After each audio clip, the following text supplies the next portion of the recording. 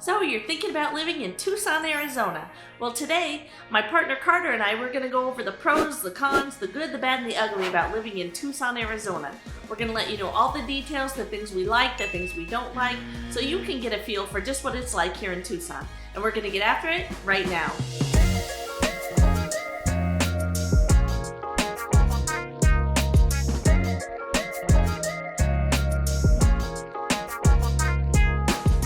If this is your first time to the channel and you'd like to know everything about Tucson, Arizona, then subscribe below, tap the bell for notifications so you can be the first to know about the current market in Tucson, Arizona. My name is Trisha Kay, my partner Carter, the team and I, we get calls and emails every single day from people just like you looking for help in making their move to Tucson, and we absolutely love it. So whether you're moving in 3 days or 3 months, give us a call, shoot us a text, or send us an email. We'll be happy to help you make a smooth move to Tucson, Arizona. So as I was saying, today we're going over the pros, the cons, the good, the bad, and the ugly of Tucson, Arizona. We've lived here a long time. We're going to give you our honest opinion, the honest truth. I'm going to give you a little bonus right now. One of my favorite things about Tucson in general is the sky. We have so many blue sky days where there's not a cloud in the sky. I mean, more days like that than days where we actually have clouds. We just have a beautiful blue sky here in Tucson, and I love it. And the sunsets are, honest to goodness, the most beautiful sunsets I've seen in my life. I'm not kidding. They are so beautiful. They're like looking at heaven. They are just beautiful. So we have breathtaking sunsets. But I'm going to bring Carter in here. We're going to go over the pros and cons, and we're going to tell you everything, the truth that we feel about Tucson, and we're going to do that right now. Okay, so here we are today. We're going to go over the pros, the cons, the good, the bad, the yin, the yang of Tucson, Arizona. My name is Trisha Kay. We're here with my partner Carter, and I've lived here most of my life. And Carter was born and raised here, so he's a native Tucsonan. So we're going to go over our pros and cons list of here in Tucson, and I'm going to start out here with the weather. Now the weather is on both my pros and my cons, because when it's good, it's really good. And about 9 months out of the year, it's really good. You can be outside, you can hike, you can bike. The winters aren't that cold. I mean, even during the day in the winter, you can wear shorts most of the time. It's really nice. We have great winters, and that is awesome. But the summertime is hot. June, July, August is really hot. It's very hot. You can't leave your pets in the car. You have to put your sunshade up in your car because your car gets hot, and leave your windows cracked because it's just really hot. When it's hot, it's hot. You have to use your air conditioner for sure in the summertime, and a swimming pool is a huge bonus if you have one of those. So the weather is both a pro and a con, but that is my opinion on the weather. So my first pro is tied very much to our weather, and that's the active lifestyle that our nice weather affords to all the great things that we have out here. In particular, we have great hiking, just getting out into the desert and experiencing nature and the beautiful things around you. We have great trails that are no more than anywhere from 5 to 15 minutes away from just about anywhere in Tucson.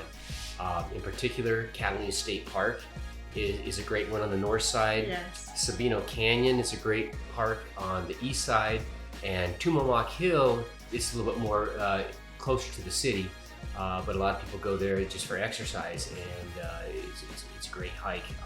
And the Catalina and the Sabino, they have running water Yes, there. So yes. that's really neat to hike along water. Yeah, very unique, very, very lush desert foliage, and real pretty areas and stuff. And again, all those are just a short drive away to get out and experience some of that stuff if you're a hiker.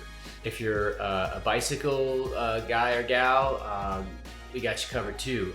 Tucson's got excellent bicycle trails, and that's street biking or mountain biking if you're a mountain biker. But the street biking, we've got this path called the Loop. Yes. That the city and county, I think, built together, and it's many miles. I don't know how many miles it is. Lots of bikers. Yeah, Lots of bikers. It goes around the whole city perimeter. It's its own dedicated protected path. You're not biking on the streets. It's a great way to get out, and you can get anywhere, any part of town from it, and it's a great move. Then there's the big one, golf. Golf is a huge sport in our town. Yes. If you're a golfer, Tucson's is a big destination, particularly in the winter. We get a lot of winter golfers that come here. We actually host a couple of tournaments and stuff, some of the fancy courses and stuff. We golf year round, even in the summertime. It's cheaper to get out there. If you get out early enough and you beat the heat, you can still get out there and golf and have a great time. But hiking, biking, and golf are great active lifestyle things that we have here. Yeah. Now that being said, there's a con that I thought of that kind of goes with that, especially with the hiking and maybe the golf, but not so much. But it's our critters that we have, our desert critters in particular. And what I'm referring to is our snakes, our scorpions, our centipedes, and we even have these things called Gila monsters, which if you don't know what those are, you need to look those up.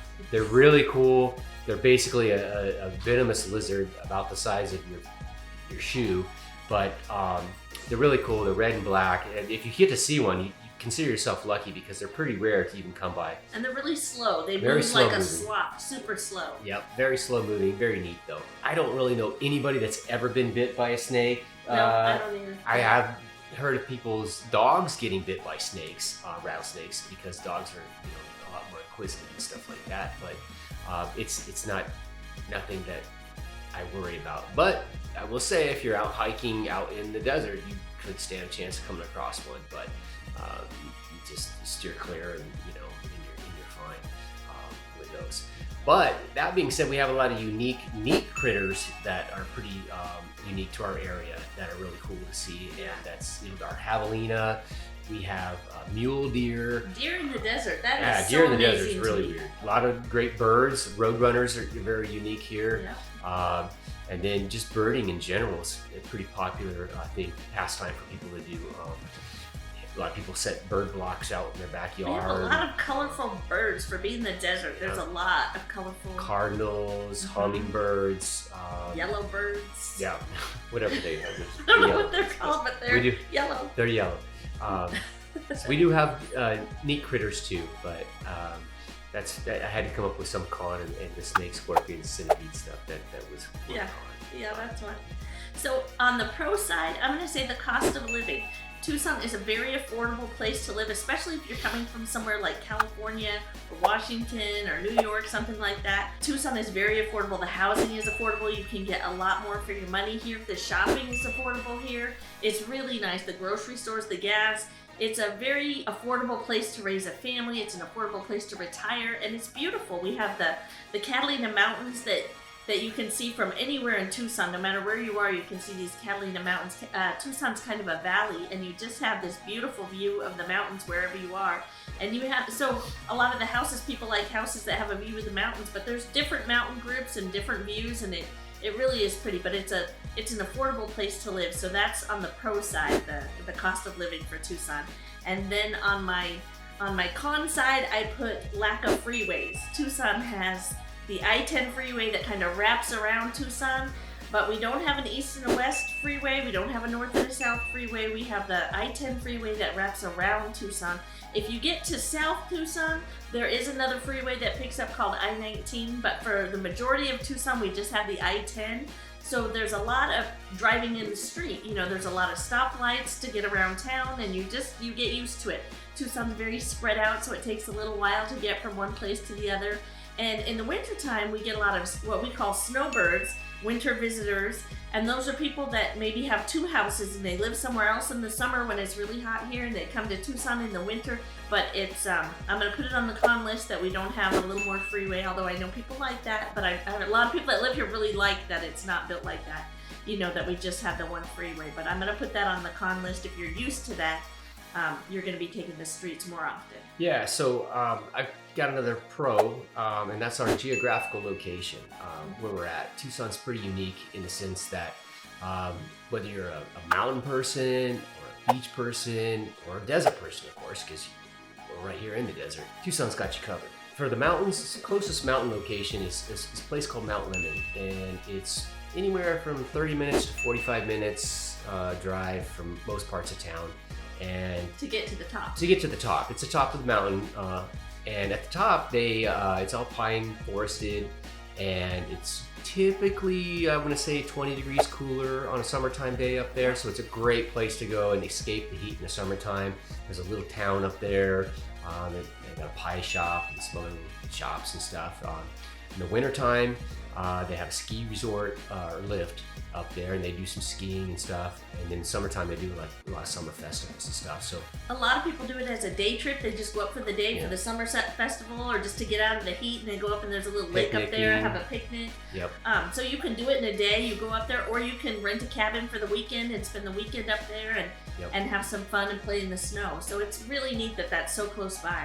If you're looking for something a little bit on a larger scale, as far as like a mountain type of area, we have this location called the White Mountains, and it's about 3.5 to 4 hours away. But it's an excellent drive. You go through this place called Salt River Canyon, which is like a miniature Grand Canyon. It's just really cool drive. But when you get up there, there's 3 towns in particular: Sholo, Lakeside, and Pine Top, that are a little bit bigger. A lot bigger actually than what's on top of Mount Lemmon, but they have a lot more to offer as far as restaurants and hotels and cabins and stuff. But when you get up there, it's right around 7,000 feet, and so you're in the pine level. There's lots of lakes and streams and rivers, a lot of trout fishing. A lot more skiing up there. Yeah, in the wintertime, a big ski resort called Sunrise. It has, I think, 3 different mountains, and I don't know how many different, probably 20 plus runs on it. It's a great place to go and get away, and it's more of like a weekend destination for sure, but a lot of great stuff up there. Highly recommend. If you're more of like a lake boater, like if you like to water ski, jet ski, things like that, we have lakes that are there's one that's near Phoenix called Lake Pleasant, which is about 2 hours away, and then there's Roosevelt and Apache Lake, which are about the same distance, but they're not quite as crowded.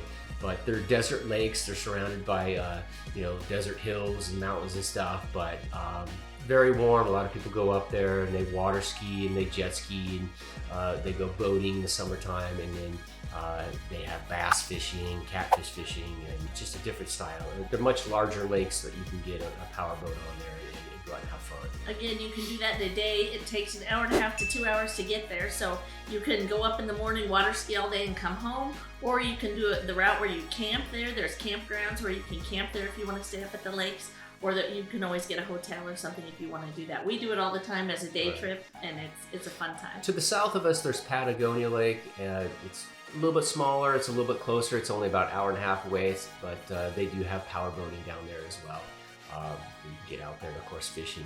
But now, if you're a beach person, don't worry. Tucson's not too bad for that. I mean, we are landlocked in regards to the ocean, but San Diego is not that far away. We're only about 5.5 to 6 hours away, which, it's an easy day's drive, and you can get to, of course, a major city that's coastal, and enjoy all that San Diego has to offer, for an extended weekend. 6 hours, so you can drive and get there before it's even dark. Exactly. Now, if you're a little bit more adventurous, Mexico to the south of us, you can get to their beach, which is the Silla Cortez, the northern part, in about 4 hours, and get down there and enjoy that. So that's not too far either. And of course, if you're a traveler and you like to fly and go to further away destinations, Tucson's got a great airport for that too. They do a lot of domestic destinations. They do some connecting flights to get to more international locations. And if you find you can't get to where you want to go, don't worry, Phoenix Airport's not that far away either. It's only about 1.5 hours to get up to the Phoenix Airport. And from there you can fly anywhere in the world. I do have one con that I thought about, though. I have to admit, because I am a sufferer of it. It's a seasonal problem, but we do get some bad allergies because of our desert plants, trees. We have mesquite trees, we have palo verde trees, we have all these desert flowers that look awesome in the springtime. Problem is they produce a lot of pollen, and then you get a little spring breeze, and that gets kicked around, and me living here my whole life, I've developed some allergies. I suffer a little bit sometimes. It's usually no more than about a month, but I will say I do get allergies. It's completely manageable though with some over-the-counter allergy medicine. The good thing with that is that you get to see all the beautiful flowers that we have. I mean, it seems like the desert just turns yellow. Everything just blooms true. at the same time, and It's it's just true. amazing that it can become so colorful and In stuff. the spring, it turns so yellow here, green and yellow. Just so many blooms are. We were saying the other day how many of the blooms on different plants were yellow, and it's just really, it's so beautiful. The desert's full of a lot of color. It is. Purples, yellows. In the spring, it's super colorful. Exactly. It's great. I'm not an allergy sufferer, but I do feel bad for those who are. And there is Claritin or Benadryl, some of those things, and there is about a month of allergies that people suffer if they have allergies. But it is beautiful. It really is beautiful. So we're gonna go on to our favorite, his favorite, well, probably mine too. Food. The food here is amazing. We have really great. We're famous for Mexican food. Just everybody loves the food here. Even people that move away, they say how much they miss the Mexican food here. It's really, I don't know if it's different than everywhere else, but everybody loves the food here. I think it's unique to Tucson. I'm not for sure why, but I think because our proximity to Mexico, and it's a different style of Mexican food, and I find it great. Everybody loves it. We've been on that Top Chef a couple of times, and we won both times. I mean, it's really good food. We have good Italian food. We have great steakhouses. We have all sorts of food. I mean, Tucson is a foodie city, so there's all sorts of restaurants. It's really fun to go check them all out. There's lots and lots of different places. So that is definitely a pro in Tucson. Lots of food places, lots of neat places to check out, not just Mexican food, but all sorts of food. And we're getting some food trucks in the downtown area too. They're starting to get a food truck scene down there, so which is kind of neat. Yeah, I remember this one little food truck that started out, and now I see it has restaurants all over town. Sace is the name of it, and it's really good, and people have really liked it. It's grown and grown. So anyway, the food here in Tucson is incredible. Definitely something to try. So I think that about covers it for our pros and cons list today. Thanks for tuning in. I hope you check out our other videos. We have other videos on, different areas of Tucson and cost of living and different things like that. So I hope you check those out. So whether you're moving in 3 days or 3 months, you can always give us a call, shoot us a text, or send us an email. Until then, we hope to see you around town. Bye-bye. Bye-bye.